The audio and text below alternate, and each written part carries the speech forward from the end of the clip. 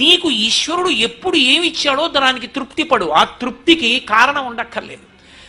ఆకలి సరిగ్గా లేదని 1000 రూపాయల మందులు వేసుకుని ఏడుస్తున్న వాళ్ళు కోట్ల మంది ఉన్నారు. వేల పట్టున ఆకలేస్తోంది, సంతోషించు. దాహం వేస్తే మంచినీళ్లు లోపలికి వెళ్ళక మధ్యలో కన్నం పెట్టి గొట్టం పెడితే ముక్కులోంచి పోసుకుంటున్న వాళ్ళు ఉన్నారు. గుటుక్కు నీళ్లు తాగితే లోపలికి ఎడుతున్నాయి, సంతోషించు. రాత్రి తిని పడుకుంటే పొద్దుడికి కడుపులో పోట్లు వచ్చి జీర్ణం అవ్వక ఏడుస్తున్న వాళ్ళు 1,00,000 మంది ఉన్నారు.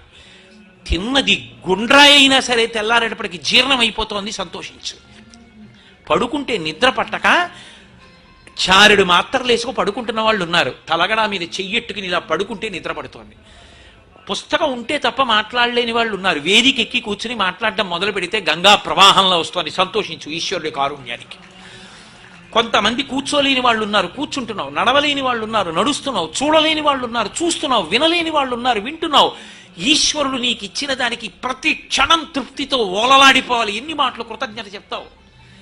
అది మానేసి ఎప్పుడు ఏదో పోయిందాన్ని తలుచుకుని ఏడవడం కాదు, వచ్చేదాన్ని ఊహించుకుని అలా జరిగితే బాగుండని కనుబొమలు ఎగరేయడం కాదు. ఇప్పుడు ఇక్కడ నీకు ఈశ్వరుడు వర్తమానంలో ఏమిచ్చాడో దానితో తృప్తిగా ఉండడం అలవాటైతే వాణ్ణి మించిన భాగ్యవంతుడు లేడు. అదే ధర్మం.